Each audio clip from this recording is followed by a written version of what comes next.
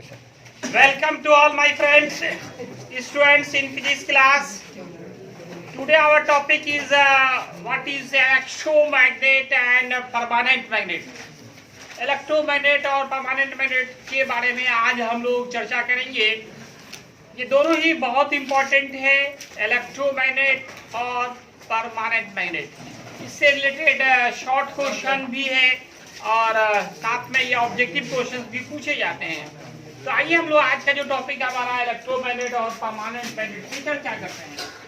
तो हम ऐसा करते हैं ना, एक साथ दोनों काम हो जाएगा हमारा, डिफिनीशन भी और डिफरेंस भी। टॉपिक हमारा क्या है, इलेक्ट्रोमैग्नेट और दूसरा परमानेंट मैग्नेट। डिफरेंस भी होगा, डिफिनीशन भी होगा और प्रॉपर्टी भी हो जाएगा। परमानेंट मैग्नेट हिंदी में कहते हैं विद्युत चुंबक और अस्थायी चुंबक।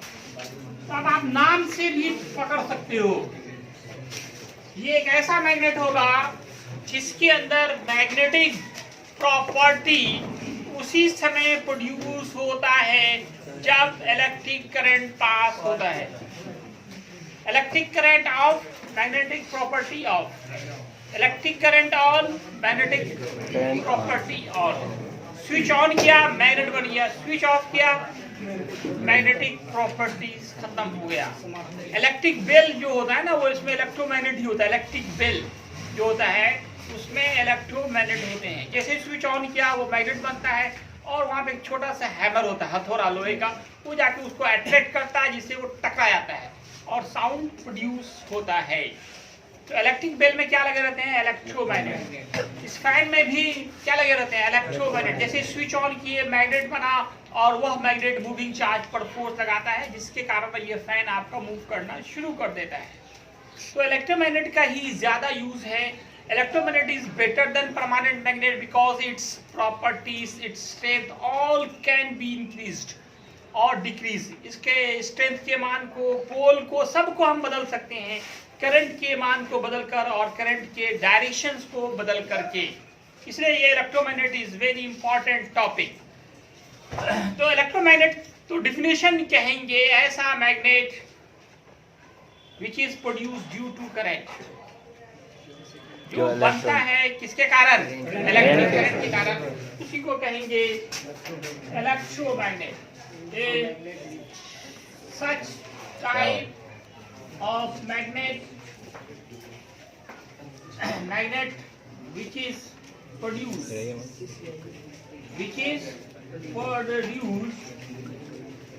due to electric current, जो विद्युत धारा के कारण उत्पन्न होता है उसी को हम कहते हैं इज कॉल्ड इलेक्ट्रोमैग्नेट। और नाम दूसरा देखिएगा, परमानेंट मैग्नेट। एक बार आ गया मैग्नेट, बन गया तो बन गया और फिर उसका मैग्नेटिक प्रॉपर्टी खत्म नहीं होगा, ना बढ़ा सकते हैं ना घटा सकते हैं। ये magnet which magnetic property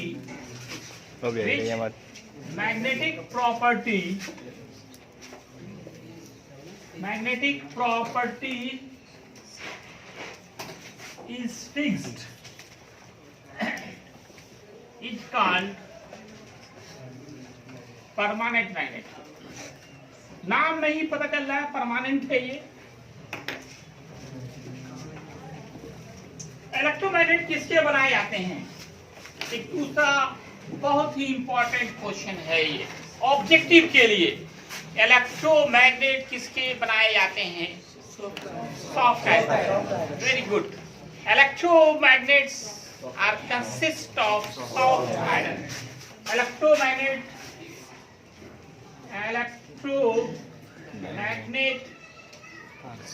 is consist of, बना होता है of soft iron। ये नर्म लोहे का बना होता है। ये इंपॉर्टेंट ऑब्जेक्टिव है, कितनी बार पूछे गए हैं, कभी ये इलेक्ट्रोमैग्नेट के बारे में तो कभी परमानेंट मैग्नेट के बारे में। दोनों जगह यहाँ एक ही नंबर होगा, इसमें दोनों दो है तो दोनों में दो लिखिए, डिफरेंस भी हो रहा है एक तरह से। तो इस पे कहेंगे permanent magnet is consist of permanent magnet is consist of steel. ये स्टील का बना होता है, एक सॉफ्ट आयरन का तो दूसरा स्टील का। क्यों बना होता है उसका रीजन बताया गया था आपको, मैग्नेटिक हिस्टेरेसिस लूप दिखाया गया था, मैग्नेटिक हिस्टेरेसिस लूप। उसमें आप देखेंगे कि सॉफ्ट आयरन का मैग्नेटिक रिटेंटिविटी हाई होता है और मैग्नेटिक कॉर्सिविटी लो होता है। मैग्नेटिक रिटेंटिविटी हाई होगा तब ना मैग्नेटिक गुण कैच करेगा, और मैग्नेटिक कॉर्सिविटी कम होने के कारण जैसे स्विच ऑफ हुआ मैग्नेटिक प्रॉपर्टी ऑफ हो जाता है। तो इसमें आप ये कह सकते हैं कि सॉफ्ट आयरन से क्यों बनाया था, इसका रीजन ये कि सॉफ्ट आयरन का मैग्नेटिक रिटेंटिविटी हाई होता है और मैग्नेटिक कॉर्सिविटी लो होता है। स्टील का दोनों हाई होता है, मैग्नेटिक रिटेंटिविटी भी और मैग्नेटिक कॉर्सिविटी दोनों हाई होता है। ये मैं अलग से क्वेश्चन कराऊंगा आपको, क्योंकि ये खुद एक इंपॉर्टेंट क्वेश्चन है। Why electromagnet is consist of soft iron and permanent magnet is consist of steel. तो इस क्वेश्चन को हम लोग अलग से देखेंगे।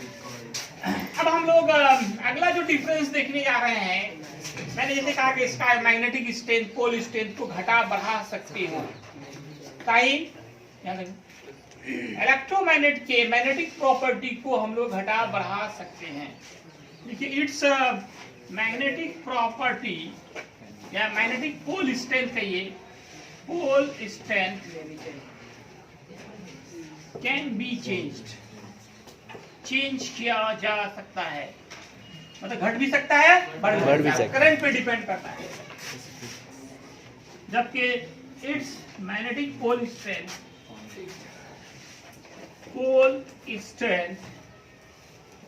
is fixed।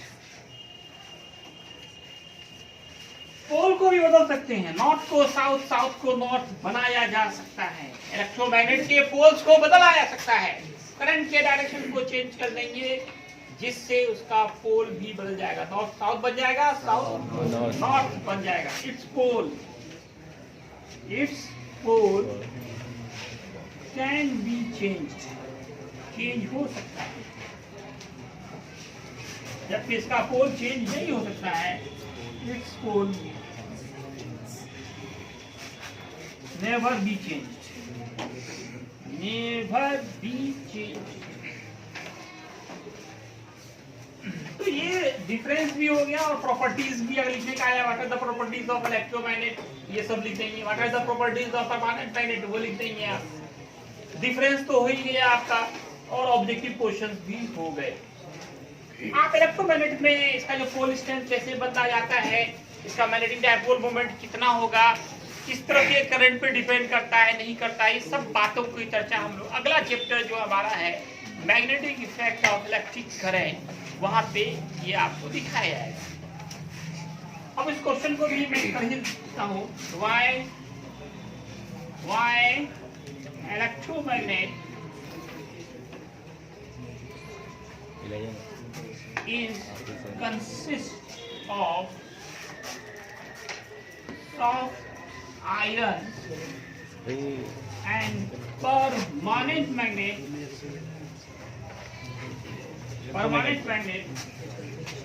Electromagnet is consist of soft iron and permanent magnet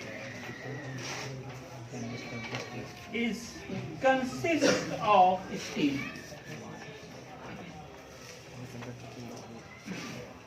तो इसका आंसर कैसे देंगे, ऐसा जगह का मैं आपको लिख लीजिए, हम लोग पहले लिख लीजिए तो स्टॉप कर दी। तो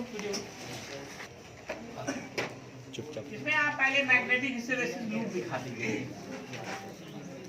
इधर आप बी और एक्स को लेते हैं और आई को वाई एक्सिस पे लेते हैं। आई इंटेंसिटी ऑफ मैग्नेटाइजेशन। अब आप मैग्नेटिक हिस्टेरेसिस लूप दिखाइए। आप सॉफ्ट आयरन के लिए ये लूप लंबा होता है और पतला होता है।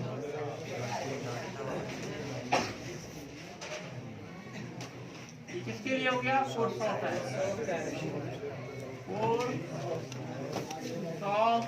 आयरन। और स्टील के लिए ये मोटा होता है और नाटा होता है। और नाटा होता है। ये हो गया कोल स्टील। लंबाई ज्यादा कम नहीं होती है, थोड़ा सा कम होती है लंबाई। तो एक्स इस लूप का नाम क्या है? Magnetic hysteresis loop. Magnetic hysteresis loop कहते हैं। इस ग्राफ में आप पा रहे हैं सॉफ्ट आयरन का मैग्नेटिक रिटेंटिविटी हाई है और कॉर्सिविटी लो है। तो इसमें कहेंगे the magnetic retentivity of soft iron is high, while coercivity is less. So electromagnet consists of soft iron.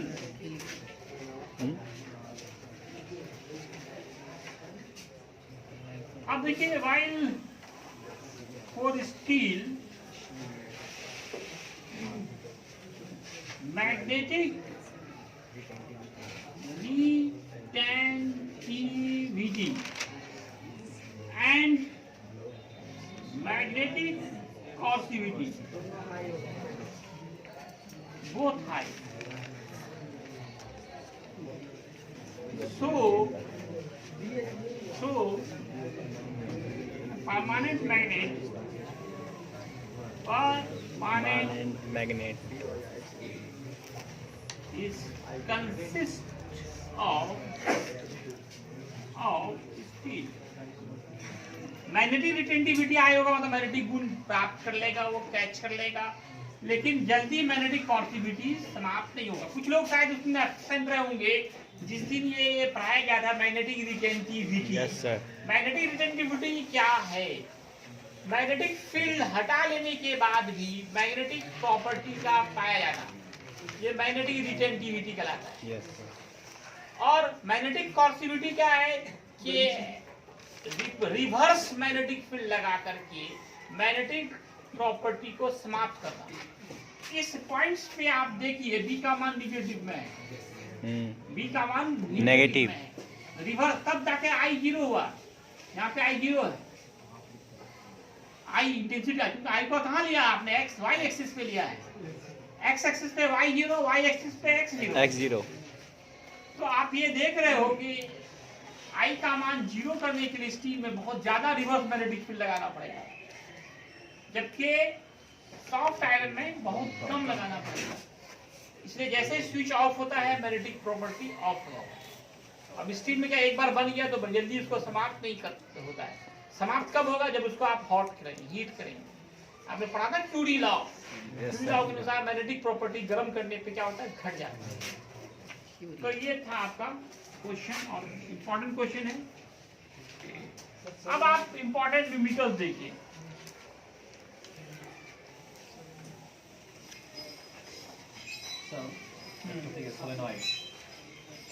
Solenoid जो है आप लोग पढ़े, इसमें पढ़ेंगे magnetic effect of electric current में पाया जाएगा। इम्पोर्टेंट न्यूमेरिकल्स में एक सबसे पहले एक मैग्नेट है, a bar magnet important numerical of 50 cm a bar magnet 10 cm into 5 cm has magnetic pole strength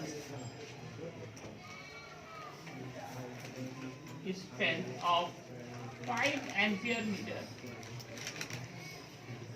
Then calculate intensity of magnetization. Intensity of magnetic का वैल्यू निकालना है। तरह से देने का मतलब क्या है, एक लेंथ हुआ है, दूसरा ब्रेथ है, तीसरा हाइट है। एल हो गया 50 cm। बी हो गया 10 मीटर सेंटीमीटर। में बदलना जरूरी है। बी हो गया 10 सेंटीमीटर। मीटर में बदलना जरूरी है। मीटर में बदलने के लिए 10 पावर माइनस 2 मीटर। हाइट या डेप्थ को ये 5 cm है। 10 power 10 to the power minus 2। और pole strength, magnetic pole strength 5 ampere metre. Calculate I. I का फॉर्मूला यहाँ पे आपका आसान होगा, M/A। पोल स्ट्रेंथ और pole strength by cross sectional area, CS area है। Cross sectional area rectangular bar magnet है, उसको कट कीजिए लेंथ के परपेंडिकुलर। किसी ऑब्जेक्ट को लेंथ के परपेंडिकुलर छोटे छोटे पीस में काटने पर हर छोटे पीस का एरिया क्रॉस सेक्शनल एरिया कहलाता है। तो यहाँ पे क्रॉस सेक्शनल एरिया क्या होगा बताओ कोई? नो फ्रॉम, ये लेंथ है ना, ये L आप इसको into ऐसे काट रहे हो, क्या आएगा इसमें? B into H आएगा। 1 by B into B H। into H आएगा क्रॉस सेक्शनल एरिया। P और आप B का मान पुट करें 10 into 10 B to the into power H। minus 2। H का मान 5 कैंसिल, 10 से पावर माइनस 4 प्लस 1 तो माइनस 3 ऊपर गया प्लस। इसका यूनिट याद है आप लोगों को? आई का क्या यूनिट था? आई का यूनिट हेंस आई इक्वल 10 पे power 3 ampere metre ampere metre. Next question है, इफ एंगल ऑफ